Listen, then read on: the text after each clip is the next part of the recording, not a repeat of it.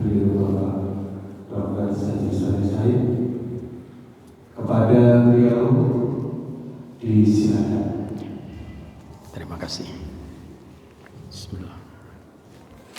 Assalamualaikum warahmatullahi wabarakatuh. Innal hamdalillah nahmaduhu wa nasta'inuhu wa nastaghfiruh wa na'udzu billahi min shururi anfusina wa min sayyiati a'malina. Man yahdihillahu fala mudilla lahu wa man yudlil fala hadiya lahu. Asyhadu an la ilaha illallah wahdahu la syarika lah wa asyhadu anna Muhammadan abduhu wa rasuluhu la nabiyya ba'dah.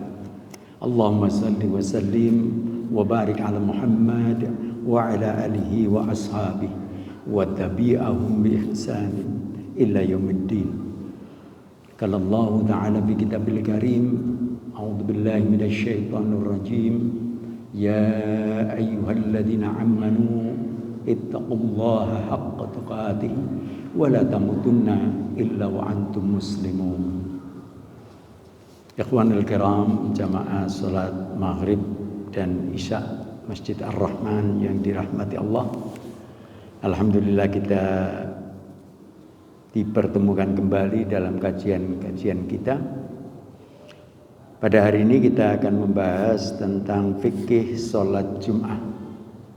Fikih tentang sholat Jum'ah. Ada beberapa hal yang perlu kami sampaikan. Yang pertama, pengertian sholat Jumat itu sendiri. Lalu kemudian hukum-hukum yang berkait dengan sholat Jumat. Dan insya Allah nanti pada selanjutnya sampai kepada syarat-syarat sholat Jumat. Dan mudah-mudahan nanti yang lain disambung pada kesempatan lain. Yang pertama, pengertian sholat Jumat. Sholat Jumat ialah sholat fardu 2 rakaat di hari Jumat dan dikerjakan ba'dal zawal, artinya seperti zuhur, waktu zuhur. Jadi apabila tiba waktu zuhur sudah boleh dikerjakan sholat Jumat yang diawali dengan khutbah 2 kali. Jadi sekali lagi ini merupakan rukunnya.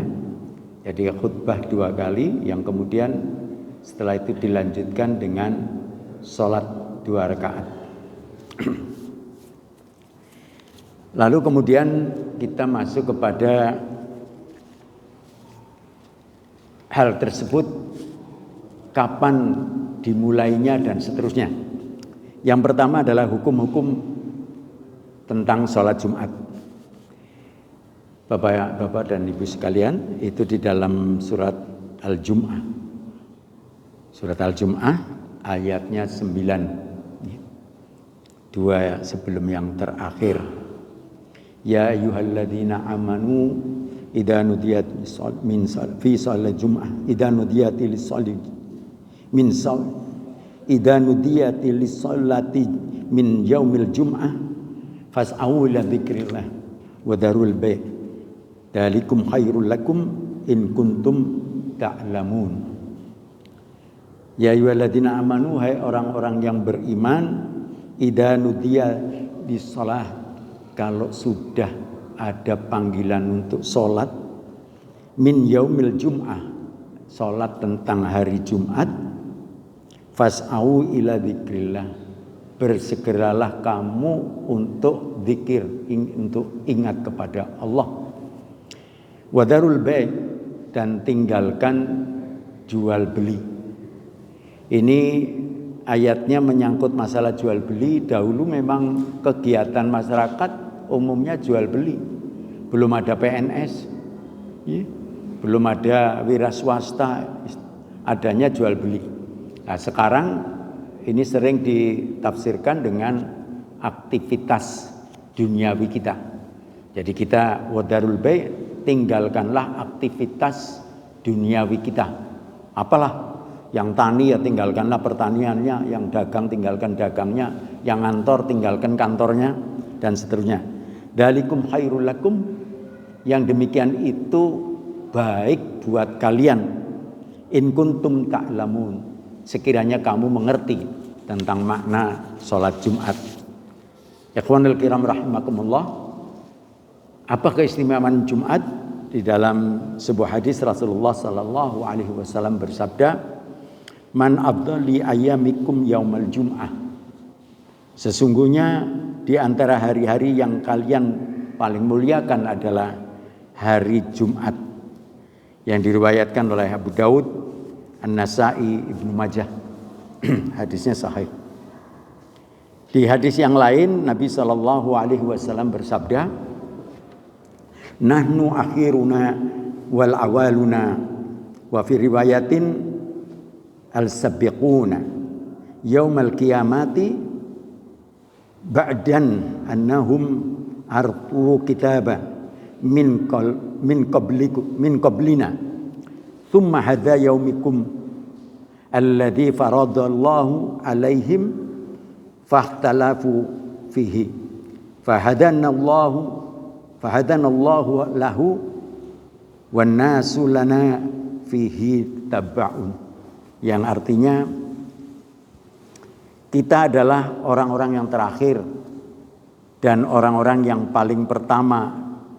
Dalam riwayat lain al-sabiqun artinya orang-orang yang terdahulu di hari kiamat, akan tetapi mereka akan diberi kitab sebelum kita.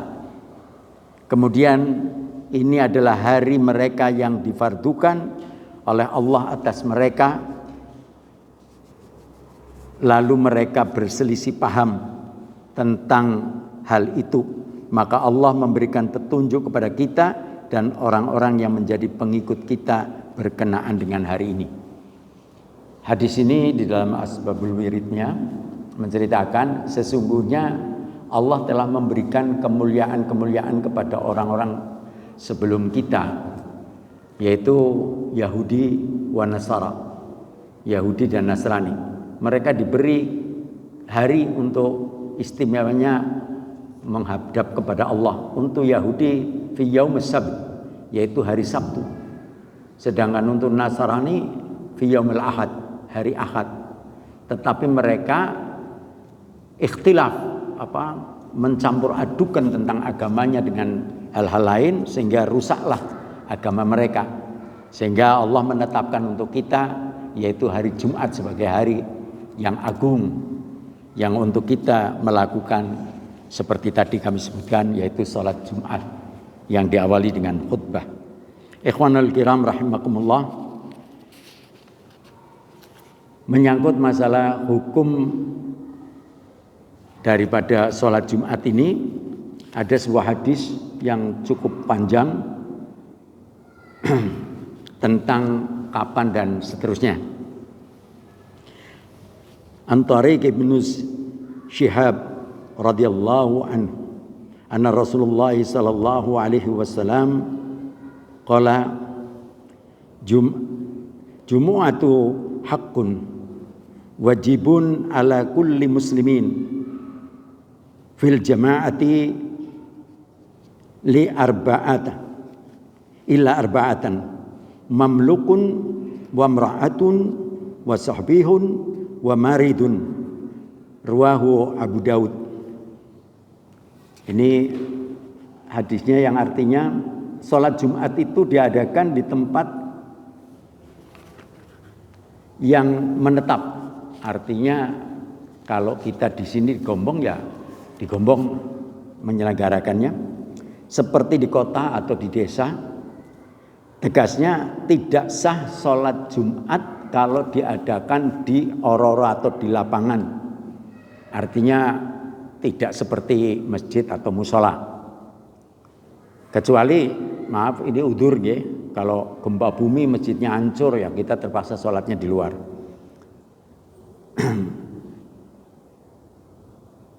Kecuali untuk sementara ini tadi. Lalu yang kedua, dilakukan berjamaah dan dari orang laki-laki dari ahli Jum'ah, artinya orang laki-laki yang sudah dewasa. Tadi disebutkan ilam mamlukun, artinya kecuali hamba sahaya. Hamba sahaya tidak wajib untuk Jumat. Amra'atu artinya wanita. Wanita juga tidak diwajibkan untuk berjumatan. Wa mra'atum wasabiyum, dan anak-anak artinya di bawah balik. Wa maridun, dan orang-orang yang sakit. Ikhwanul kiram rahimakumullah, ada 4 yang dikecualikan untuk tidak sholat Jumat, yaitu 1, hamba saya atau budak, wanita, anak-anak, dan orang yang sakit. Ikhwanul kiram rahimakumullah, ada beberapa hadis yang menceritakan tentang jumlah orang yang berjumatan. Wa an Jabir radhiyallahu anhu qala madatil sunatu anna fi kulla arba'ina fasaidan jumu'atun wasaidan jumu'atun. Sunnah telah berlaku bahwa pada tiap-tiap arba'atun 40 orang lebih wajib untuk Jumatan. Ini diriwayatkan oleh Daruqutni. Hadis ini sanadnya lemah. Dan ada 4 hadis lainnya yang juga senada dengan itu, menceritakan tentang jumlah jamaah di dalam sholat Jumat, atau menetapkan jumlahnya dengan 40. Artinya apa? Jumat tidak harus 40. Artinya boleh kurang, kalau lebih sih bagus lagi. Ikhwanul kiram rahimakumullah, kita lanjutkan yaitu dengan membahas tentang Jumat yang arba'in ini tadi. Di dalam satu hadis diterangkan bahwasannya Nabi SAW kapan itu menerima Jumat, menerima perintah Jumat, yaitu pada tanggal 8 Rabiul Awal tahun 1 Hijriah. Kisahnya Nabi itu sudah berangkat hijrah dari Mekah, sudah hampir sampai Madinah, berhentilah dia atau beliau dengan sahabat yang jumlahnya tidak ada 40, yang kemudian berhenti di Kuba, yang sekarang kita kenal ada Masjid Kuba, masjid pertama dibangun oleh Nabi. Dia berkesempatan berhenti di qaryah, di desa tempat satu kabilah yang namanya Bani Auf, Salim Bani Auf, atau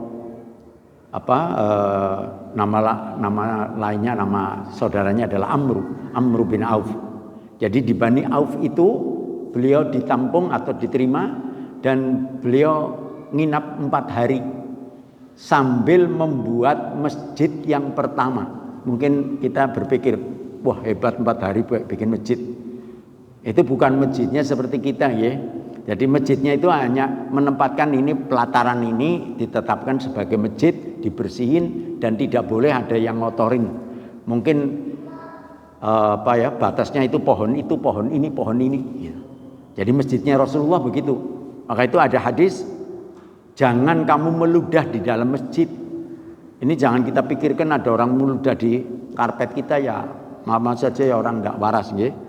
Jadi masjidnya Rasulullah pasir, kemudian kalau ada yang sampai meludah itu suruh ditimbun. Lalu pernah pada suatu ketika ada orang dari desa Badui itu kencing, nggak tahu kalau komplek itu adalah masjid. Dia kencing mau dipukulin sama sahabat, tapi Nabi menyerang, jangan. Lah ini menjadi dalil untuk kita bahwasanya tempat kencingnya kamu siram. Setelah itu nanti kalau sudah kering kamu boleh sholat di atasnya. Artinya apa? Najis itu bisa kita buang dengan air. Itu. Ikhwanul kiram rahimakumullah, Kuba dengan Madinah itu kurang lebih Karanganyar 7 kilo lah, sini Karanganyar. Kemudian Nabi membuat masjid di situ, belum ada perintah sholat Jumat. Lalu kemudian setelah itu Nabi melanjutkan perjalanannya mau ke Madinah, kurang lebih 3 kilo, ya di tengah-tengah lah. Itu kemudian turun wahyu untuk memerintahkan sholat Jumat, karena di hari itu beliau meninggalkan Kuba Jumat pagi. Ya, Jumat pagi tanggal 8 Rabiul Awal, pekan kedua. Lalu kemudian setelah itu mendirikan Jumat dan jumlahnya tidak sampai 40. Ini yang dikerjakan Nabi. Lalu kemudian hadis yang tadi diriwayatkan oleh Daruqutni itu muncul setelah umat Islam di Madinah. Ikhwanul kiram rahimakumullah, sehingga dalil tentang arba'in sekali lagi lemah. Kita boleh berjumatan kurang dari itu, tapi syaratnya ada tempatnya, ya, bukan di lapangan seperti sholat Iden itu Idul Fitri, Idul Adha, malah disunahkan untuk sholat di luar. Tapi bukan berarti dilarang di dalam masjid. Jadi di luar supaya apa? Orang-orang yang berhalangan, sedang haid dan seterusnya, wanita bisa ikut hadir di sholat Iden, mendengarkan khutbahnya, tetapi tidak ikut sholat. Ikhwanul kiram rahimakumullah, kembali kepada masalah yang tidak Jumatan tadi, budak atau hamba saya, yang kedua wanita, yang ketiga anak-anak di bawah balik, dan yang keempat adalah yang sakit. Yang dimaksud tidak diwajibkan, bukan dilarang. Sekali lagi kita sudah pernah belajar tentang taklim kita tentang hukum-hukum wajib, sunnah, makruh dan mubah. Tidak diwajibkan, bisa juga mungkin sunnah, mungkin makruh, mungkin mubah. Kalau dilarang namanya diharamkan. Jadi sekali lagi ini bukan diharamkan, tapi tidak wajib bagi 4 tadi. Tapi bukan berarti tidak boleh, tidak boleh, bukan, itu boleh. Boleh, mau sholat perempuan, mau sholat Jumat boleh. Cuma misalnya masjid kita untuk laki-laki saja penuh, ya mohon untuk wanita tidak usah ikut sholat Jumat karena memang tidak wajib. Kecuali mereka itu ikut bapaknya, misalnya musafir, kita musafir dengan keluarga kita, dengan istri, anak dan seterusnya, kita musafir di kota lain, kita Jumatan. Daripada nunggu bapaknya sholat Jumat di mobil atau di mana, ya sudahlah ikut gabung sholat Jumat, itu boleh. Atau nanti menunggu setelah bapaknya sholat Jumat selesai baru ibunya. Ini nanti ada ikhtilaf mengerjakannya itu apa Jumat apa zuhur. Ini semuanya ada dalil-dalilnya, nanti kita sampai pada hal itu. Sekali lagi Bapak dan Ibu yang kami hormati, hukum-hukum sholat Jumat tadi sudah kami sampaikan bahwasanya wajib buat kita. Bahkan di dalam sebuah hadis yang lain dikatakan apabila kita meninggalkan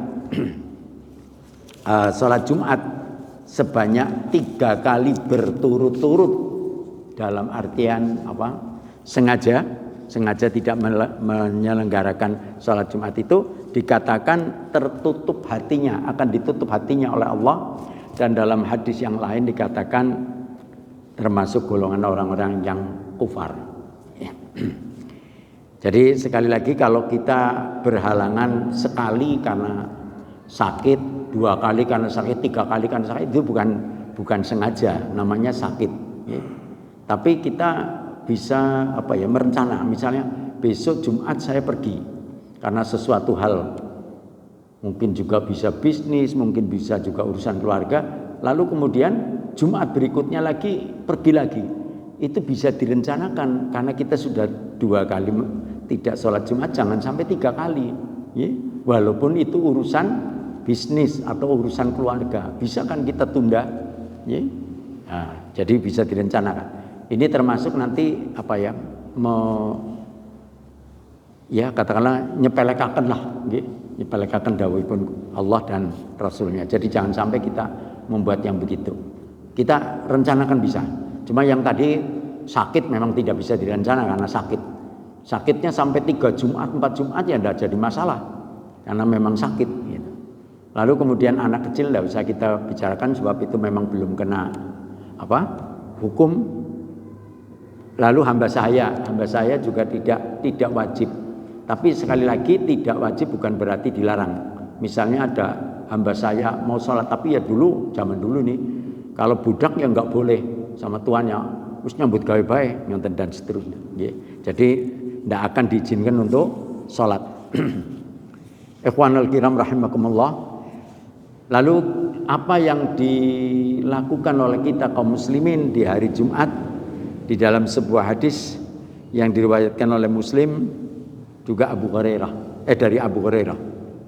Akhtiru salata ala yaumal jum'at wa lailatul jum'ah. Akhtiru, perbanyaklah sholawat alayya kepadaku, kepada Nabi, salawat kepada Nabi, yaumal jum'ati, di hari Jumat, wal lailatul jum'ah, atau malam Jumat. Ini dalam bahasa Arab dengan bahasa Jawa memang ada kesamaan. Bahasa Arab malam Jumat itu Lailatul Jum'ah. Ini sekarang Sabtu malam Ahad, Lailatul Ahad. Orang Jawa menyebut ini malam Ahad. Tapi kalau bahasa Indonesia tidak, karena menggunakan standarnya Samsiah, jadi jam 00 nanti berubah. Kalau kita kan tidak, ini tadi sholat maghrib kita sudah sholat maghrib di hari Ahad, Isya-nya juga hari Ahad. Maka itu disebut Lailatul Ahad karena malam ini miliknya Ahad. Ini disebutkan akhtiru salata, perbanyak sholawat atasku di hari Jumat. Misalnya besok Jumat berarti mulai besok. Juga Lailatul Jumat, sebelumnya berarti malam Jumat. Sebab Jumat besok berakhir pada asar. Jadi sholat asar itu terakhir sudah Jumatnya lah, maghribnya sudah Sabtu. Ini diperbanyak sholawat. Bahkan dikatakan siapa yang bersholawat atasku di hari Jumat, sungguh besok akan diutamakan oleh Nabi untuk mendapatkan syafaat-syafaatnya. Lalu kemudian kondisi kita di Jumatan, makmum, ini kondisi makmum yang kita bicarakan. Ini ada satu hadis Rasulullah SAW, "Waman lagha fala jum'atalah."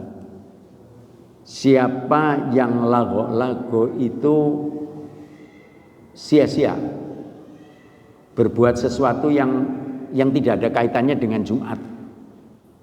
Waktu kita jadi makmum, waktu ada khutbah, kegiatan kita ansitu wasma'u, diam dan mendengarkan. Tetapi kita beraktivitas yang lain, bicara, lalu bermain, kalau di dalam hadis bermain kerikil. Imam Syafi'i mengatakan, dengan bermain jari begini, itu sudah termasuk lagho. Artinya kalau itu kita lakukan lalu membuat lengah kita terhadap khutbah, apa yang harusnya kita dengar jadi kita lupa, itu lagho. Tetapi kalau itu dilakukan bukan karena lengah, contoh orang Jawa mengatakan saradan lah misalnya, itu kan tetap dia konsentrasi, cuma saradan, wonten sing ngoten niku. Nah, itu berarti bukan lengah. Yang dimaksud dengan lagho sia-sia, lengah dan tidak memperhatikan khatib sedang berkhutbah. Di dalam hadis yang lain yang diriwayatkan oleh Ahmad dari Ibnu Abbas, walladzi yaqulu li sahibihi ansit fala jum'at. Orang yang berkata kepada temannya, li sahibihi, kepada temannya, ansit, meneng atau hus atau mungkin tepuk tangan atau mungkin dengan isyarat dan seterusnya, itu dikatakan dia tidak akan mendapatkan pahala ibadah sholat Jumat. Ini fala Jumat talah, tidak mendapatkan keutamaan sholat Jumatnya. Ini yang diriwayatkan oleh Ahmad. Ikhwanul kiram rahimakumullah. Lalu kaitannya dengan pembacaan surat Al-Kahfi. Itu kita sering mendengar mulai Lailatul Jum'ah, malam Jumat. Jadi maghrib, andai kata besok Jumat mulai maghrib tadi. Man qara'at suratul Kahfi yaumal Jum'ati sata'allahu nurun min tahti qaddamihi ila anna sama'i yudhi'a bihi yaumal qiyamah wa ghufirallahu ma bainal Jum'at. Diriwayatkan oleh Hakim dan Baihaqi. Barang siapa membaca surat Al-Kahfi pada siang hari Jumat,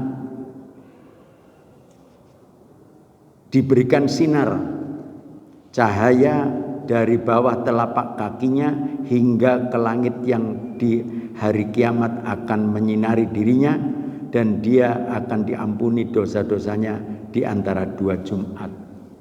Baina Jumat. Ini bacaan surat Al-Kahfi.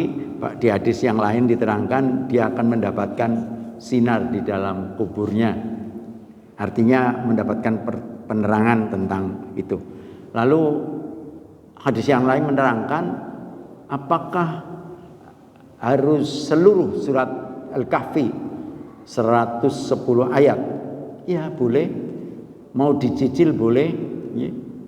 Jadi di dalam beberapa keterangan para ulama dikatakan minimal 10 ayat yang pertama.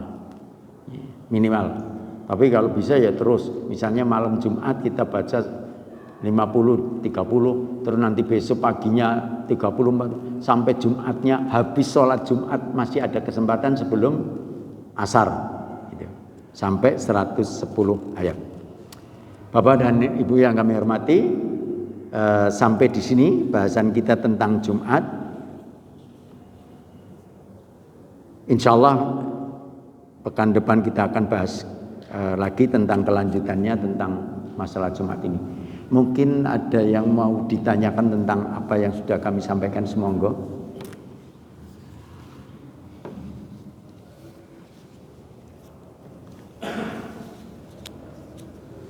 Monggo Bapak Ibu, sesi tanya jawab yang sampai untuk bertanya masih ada waktu, silakan ngomong.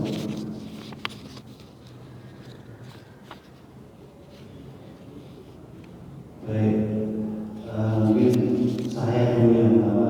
Iya, monggo. Jadi saya mau tanya, Iya. apakah ada dalil yang mengatakan kalau kita lupa sholat itu harus mengganti, atau kita meninggalkan sholat harus mengganti? Campur. Oh yang lain ada? Mungkin ibu-ibu. Nanti ibu-ibu mungkin ini. Ibu mungkin ada? Sambil menunggu yang lain, ini kalau kita lupa sholat, misalnya tadi sholat duhur saya lupa, ingat-ingat sudah asar atau bersamaan asar atau sudah maghrib dan seterusnya. Di dalam hadis itu disebutkan kapan kita ingat dirikan sholat. Sebab sholat ini memang luar biasa, ya. Tidak ada istitoahnya khusus untuk sholat. Maka itu sering saya matur, sholat lebih berat daripada haji, lebih berat daripada ibadah yang lain. Zakat itu ada istitoah, artinya tidak semua orang kena zakat. Yang hartanya sudah sampai nisab sampai haul. Ya. Haul artinya batas mengendapnya 1 tahun, dan nisab ukurannya, ya, yang kita paham 84 gram. Lalu haji bagi yang mampu. Walillahi 'alan nasi hajjul baiti man istata'a ilaihi sabila. Yang mampu untuk pergi ke sana. Berarti ya duit lah, ya. Tetapi kalau sholat nggak ada istita'ah. Adanya cuma satu batasannya, mulai dia balik ada kewajiban sholat sampai kepada mati, kecuali hilang akal. Hilang akal ini bisa juga kita karena pengaruh obat, ya.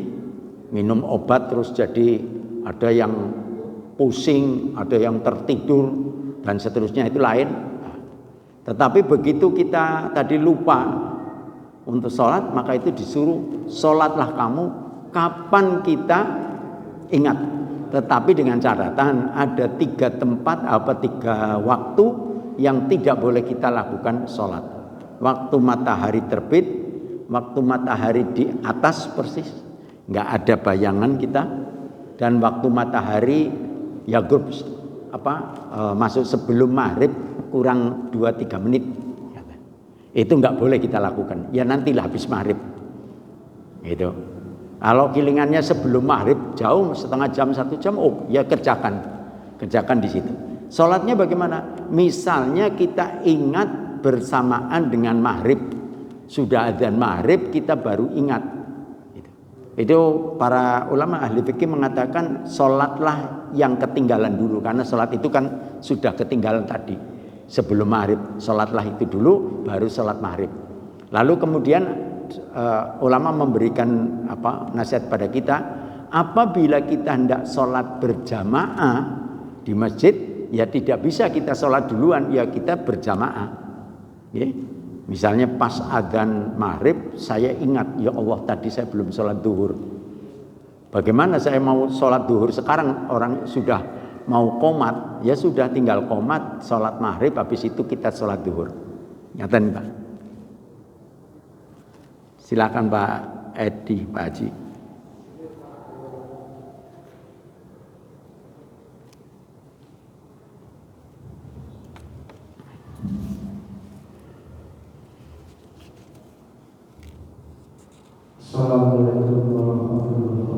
Waalaikumsalam warahmatullahi wabarakatuh.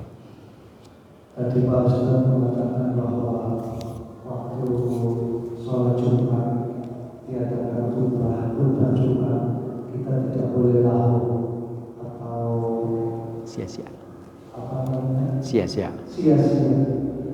Pertanyaan saya adalah bagaimana lagi pas khutbah Jumat itu kotakan itu keliling jalan, kan kita tidak fokus, kadang fokus kepada kotak infak itu tadi, dan waktu mau masukkan kan biasanya yang artinya kan tidak konsentrasi terhadap khutbahnya, isi khutbahnya, apa itu merupakan lahu atau bagaimana, dan bagaimana solusinya apabila itu merupakan lahu. Terima kasih. Assalamualaikum warahmatullahi wabarakatuh. Waalaikumsalam warahmatullahi wabarakatuh. Ini memang jadi polemik kita umat Islam, ya. Di satu sisi kita ingin Islam jaya, salah satunya dalam bahasa Jawa jar besuki mawabio, artinya ya butuh dana. Cuma kalau hal itu nanti mengganggu ibadah kita, sayogyanya di beberapa tempat memang kita saksikan kotak infak sudah tidak berkeliling. Tapi ada yang lebih parah lagi Pak, bukan kotak tapi orangnya keliling pakai karung, ya, pakai kantong itu. Di Jakarta umum, di Jawa Barat ya, bukan Jakarta. Di Jakarta, di Bekasi, lalu itu ider malahan. Cuma saya misalnya kalau bisa kita atur masjid kita itu tidak dihidarkan, tetapi cukuplah kalau kita sadar bahwa infak itu satu hal yang sangat urgen, penting ya buat kita, ya. Karena Pak, salah satu ciri ciri dari orang-orang muttaqin itu alladzina yunfiquna fis sarai wad dharai. Jadi salah satu cirinya ya berinfak gitu. Sedangkan infak Allah tidak membatasi, tidak menetapkan harus sekian, itu enggak. Infak dari bagian kita yang kecil kok. Allah tidak minta yang banyak. Ya. Zakat saja 2,5%. Andai kata infak mau 2,5% bagus, kurang ya bagus, lebih ya bagus. Yang penting bagi Allah batasannya apa? Ikhlas. Ya. Jadi sekali lagi kalau memang kita sadar cukuplah itu infak di kotak yang besar di luar sana. Kalau mau masuk masjid nyemplungkan atau nanti setelah sholat Jumat kita nyemplung. Oh tapi antri ya, kalau ndak mau antri ya nanti kapan-kapan datang minta ngasih. Syukur-syukur dirapeli dobeli ngoten nggih. Jadi sekali lagi ini memang jadi dilema buat kita, tapi sebagian ulama memang melarang untuk itu karena mau tidak mau. Apalagi kalau kotaknya wis abot muni gluduk loh. Aduh. Ini enggak monggo nanti takmir ini istilahnya bisa mencari solusi. Tapi yang jelas memang yang Imam Syafi'i tadi mengatakan bermain kelingking, bermain itu saja sudah lago, apalagi ngedarkan itu. Bahkan ada di antara jamaah yang tidak mengedarkan karena konsentrasi khutbah, malah disenggol sama temannya. Wih, kotake. Malah bukan lago lagi nih, super lago, nggih. Karena apa bicara nggih. Oke. Ngaten, Pak? Nggih.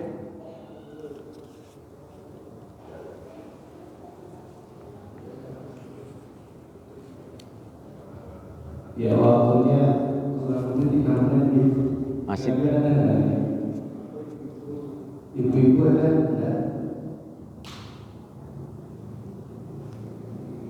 Ada ibu? Yang saya ada. Ada ibu. Assalamualaikum warahmatullahi wabarakatuh. Waalaikumsalam warahmatullahi wabarakatuh. Nggih. Saya usul paling ditempatkan di depan pintu aja Pak. Untuk saya di depan pintu masuk utama. Nggih. Sebelah sini, sebelah itu paling aja. Bagus. Cuma usul aja. Nggih, saya Pak. Insyaallah nanti disampaikan ke takmir nih. Nggih. Memang gini ya. Jadi kita kepinginnya semua dapatlah. Urusan ibadah kita dapat, urusan yang lain juga kita dapat. Toh yang namanya orang tadi mau memberikan bantuan kepada masjid, apalagi sekarang zaman canggih, itu ada barcode-nya di sana, ya. Lalu kemudian kita bisa mengirim nomor rekeningnya adalah kepenak banget zaman sini nggih. Jadi itu mungkin hanya kotak ini kan memberi kesempatan katakanlah mbok saya lupa lah, tapi dengan cara yang seperti tadi mungkin bahasa kami ya banyak mudorotnya daripada manfaatnya gitu ya. Mudorotnya gimana? Jumat kita lago, nggih, padahal penting banget itu. Ya.